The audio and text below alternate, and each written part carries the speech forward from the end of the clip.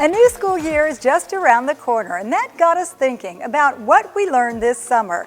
Kids, of course, get a break, but many adults take one too. And a big trend these days is to use time off to step away from the everyday. So we begin our show with new tricks. Grown-ups taking a stab at something new, proving you're never too old to learn. I'm just a person who never wants to stop learning. I'll take science, I'll do spirituality stuff, I do history, I do entertainment, everything. Then Girls Only, a camp designed to spark interest in computers, closing a gender gap and taking on tech. Plus, planting the seeds of inspiration will take you step by step through a no-fail gardening project in our Help Yourself segment. I'm Amy Osher. We'll also have the latest scoops and stories from our newsroom.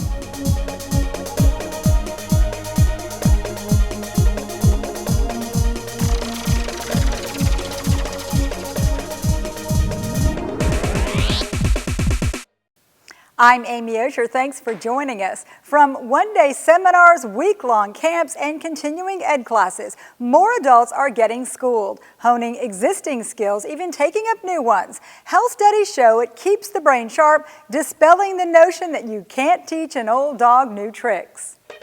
It is right that you should admire these men and respect what they wrought, but take care not to make of them wooden idols. As Abigail Adams, writer and actress Janina Bertillo brings history to life. In the same way she delivers a first-person account of the Revolutionary War, Janina dramatizes a handful of notable women. Rather than just doing, hi, I was born, I did this, I died, I try to find the lesson from their lives that I think is relevant to our lives today. So like Abigail Adams is all about cherish your freedoms and take care of them. The Center for Lifelong Learning at Hodges University offers a series of thought-provoking lectures. Tony Lundborg attends most. I'm just a person who never wants to stop learning.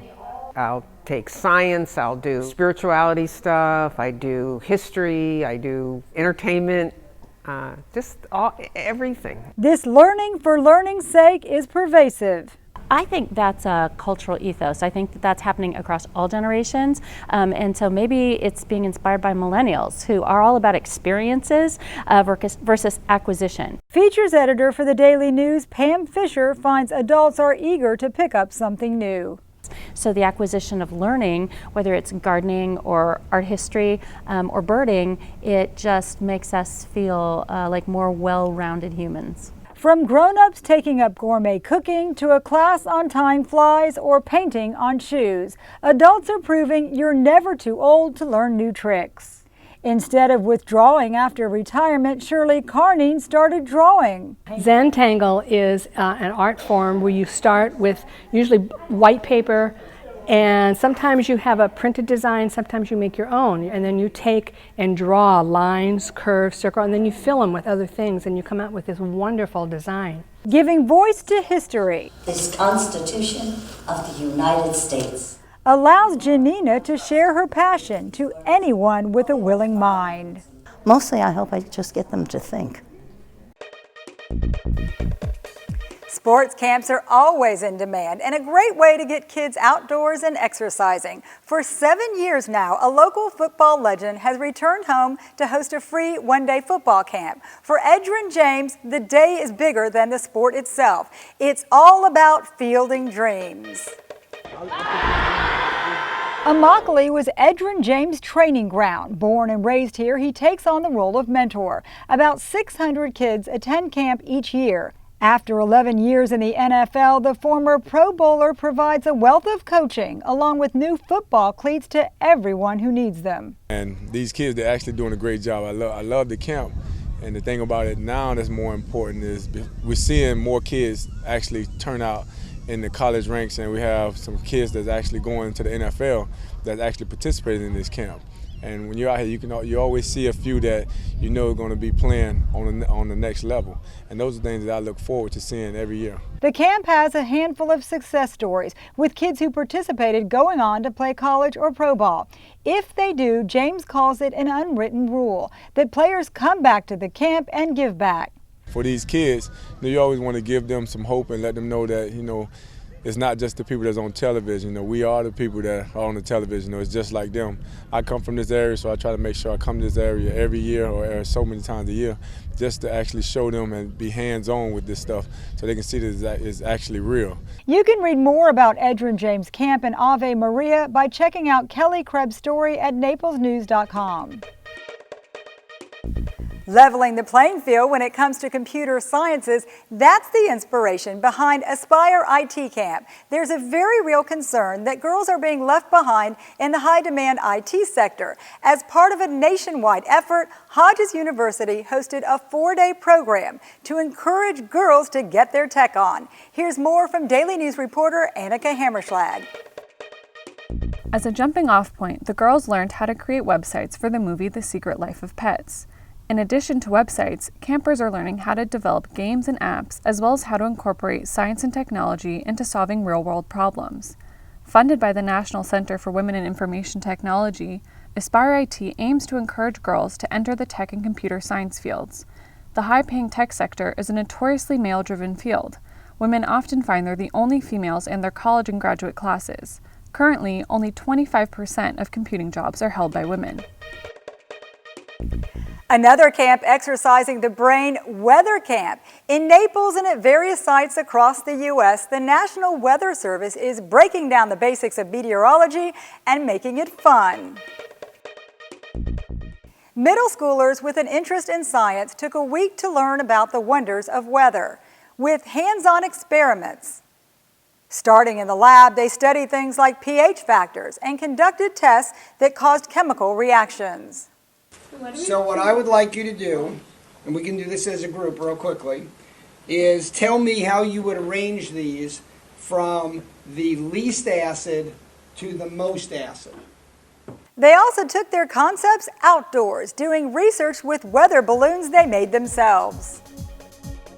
Still to come, a trip to the newsroom for a look at what our team of reporters is working on. Stay with us.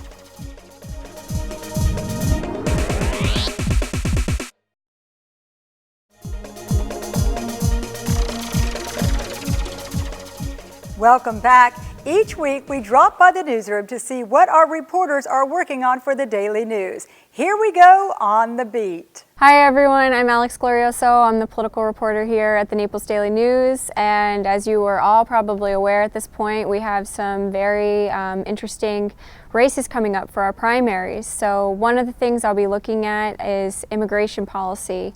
As far as the congressional candidates go, we've got Francis Rooney, who's a businessman, ex-Secret Service agent Dan Bongino, and Sanibel Councilman Chauncey Goss.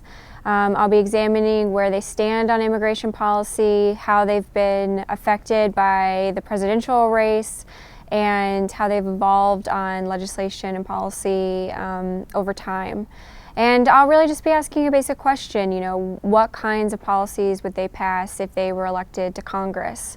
After that, I'll be diving into some other issues so that you guys will be the most informed you can be on August 30th when you go to vote for your primaries. So stay tuned.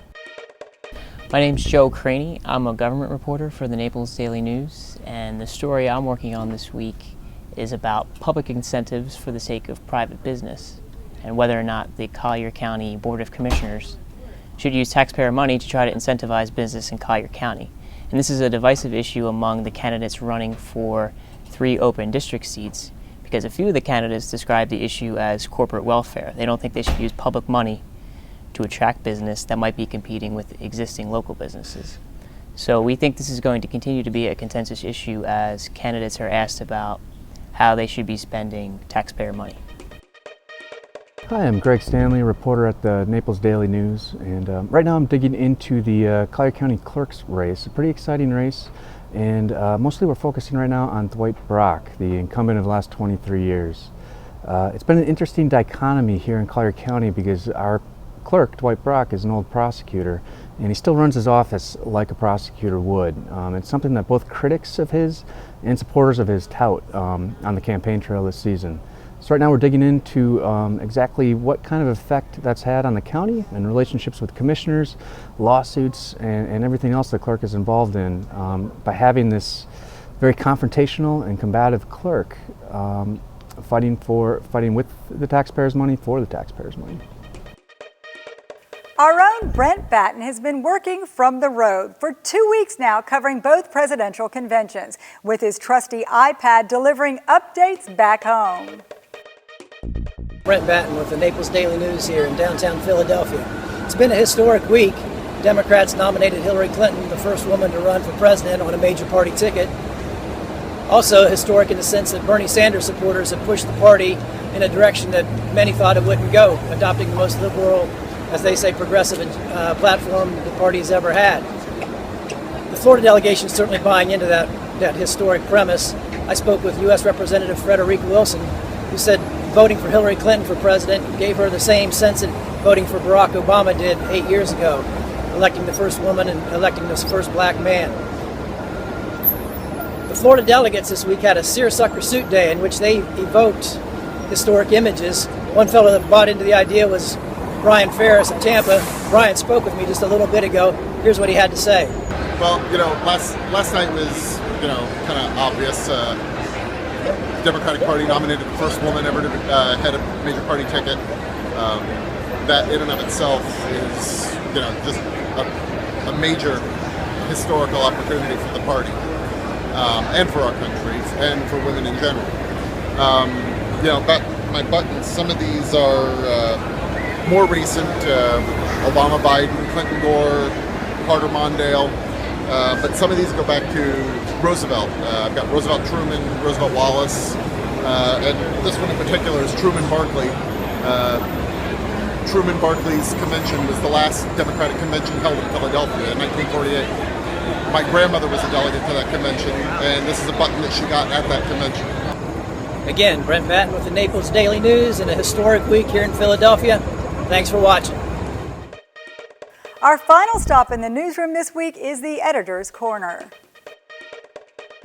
Well, summertime traditionally means a slower period in our newsroom, but it's been anything but this summer for us.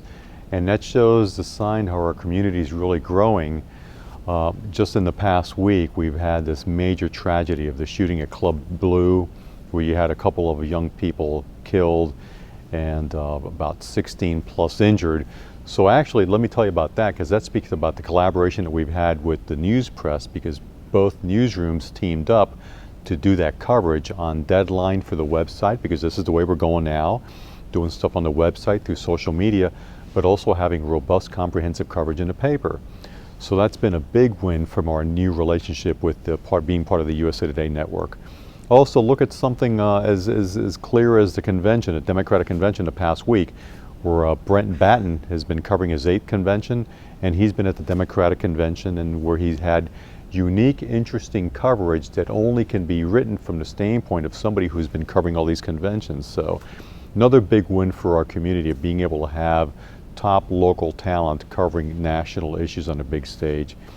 But lastly, I want to tell you about a very important story that we have running today. Again, balancing all the negativity of the past week and so and so.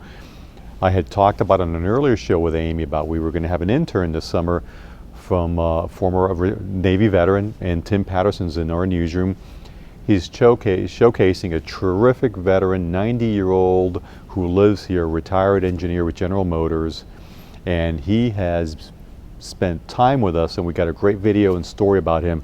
He survived the Battle of Okinawa, where he was injured by shrapnel, so he tells a very powerful, moving story, which is really going to resonate with a lot of our readers who are veterans. Marine Corps vet, and just a stupendous story that we're having in our Sunday paper. Coming up, from the young to the young at heart, we all got a lesson in gaming this summer. Who knew Pokemon would hold the power to get people moving? That's ahead in Behind the Headlines.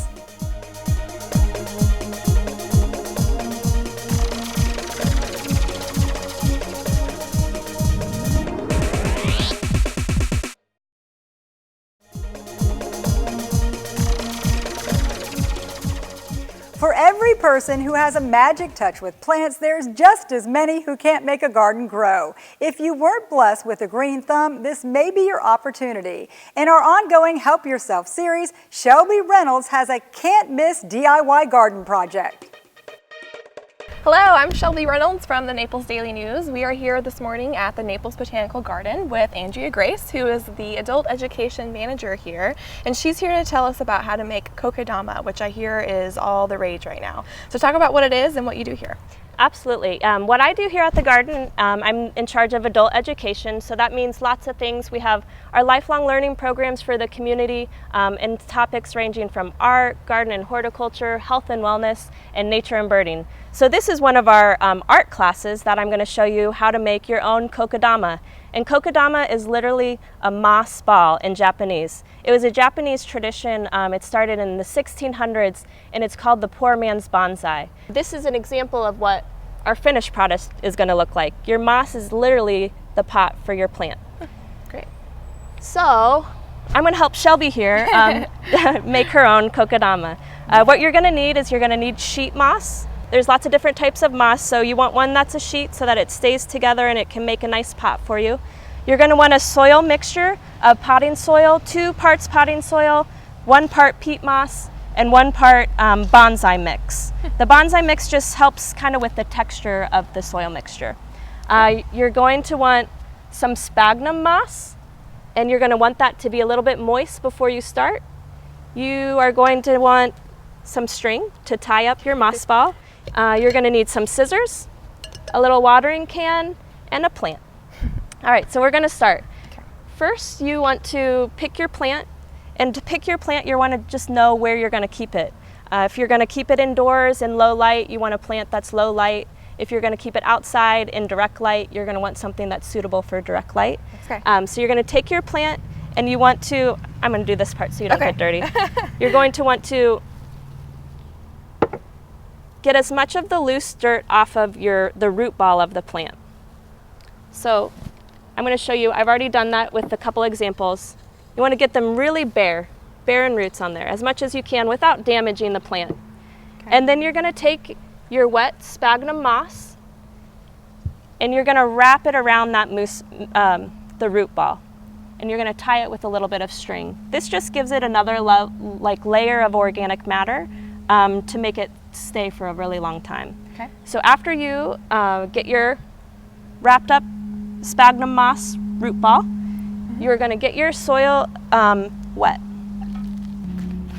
And you want to get it into like a ball. So you're going to squeeze it, kind of get that excess water out. Okay. And then once you get your ball ready, you're going to actually break it in half. So you really wanted to get the texture right for the soil. And then you're going to squish that ball around your root mass. And then you take your moss and you want to kind of lay it down on the table. And then you set this in the middle and you kind of wrap it up like you would a present. So you wrap up the sides, wrap up this side, wrap up this side. And we picked the perfect piece because it's covering all of our soil ball. So this looks really, really nice. All the soil is covered. The moss looks nice and even and looks really good. A really good place to keep them is somewhere where you're going to see them often, and then also somewhere where it's by water. So they're really adorable, you know, in bathrooms, hanging by your kitchen, you know, places like that. Yeah. Okay, so we started with 1 string around, and then this is a really fun part. You can get crazy with it, make a pattern. You can, you know, just do it very simple. I'm going to kind of make mine sort of like a pizza on the bottom. So I'm going to do kind of like, you can think of it as a slice of pizza, just because then your whole ball is going to be kind of contained together in a uniform way. So I'm going to crisscross it once around it, and you want to pull it tight enough that it stays together. You're going to feel like it's too tight, but you're not going to hurt the plant. So just make sure you want to get it tight enough. So I did it twice around that side.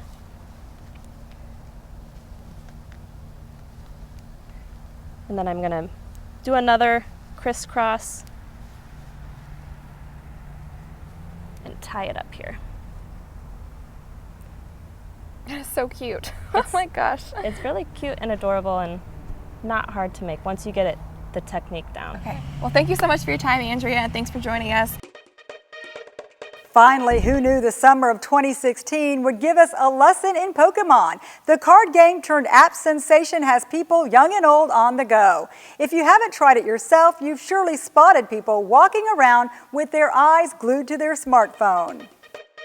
Did you get it? Yeah. Yeah? We got it! Yay! I've been playing Pokemon since I was like 10. So, I mean, it's like 20 years now that we've been playing Pokemon, and to be able to pass it down to my kid is kind of awesome. But I think anyone who's been a fan of Pokemon for any length of time has wanted to actually catch Pokemon. So it's kind of cool that we're finally able, with the augmented reality, to be able to get out and catch them, even if we can't physically see them, because obviously they're not here. But we can see them on our phones, and it's pretty cool to see them in context of our own lives, and it's like something we've all kind of been dreaming about. But I really love being able to ride a bike and go around and catch Pokemon. It's getting so many people out of the house, which is awesome. You know, I have a ton of friends that have Fitbits, and they're like, oh my gosh, I've doubled my walking this week because I've been catching so many Pokemon. And that's really cool that people are meeting their fitness goals now, and it's pretty awesome for what it's doing for the community as a whole. I've talked to a ton of people that I probably never would have approached or talked to because of this game. You come to Lakes Park all the time. There's a ton of really awesome history here, and the game actually shows a lot of that at the Pokestops. You can see most of the Pokestops go along with historical points within the park.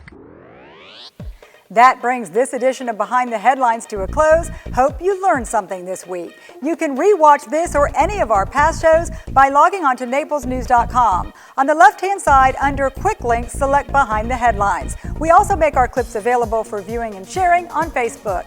I'm Amy Osher. We'll see you back here next week.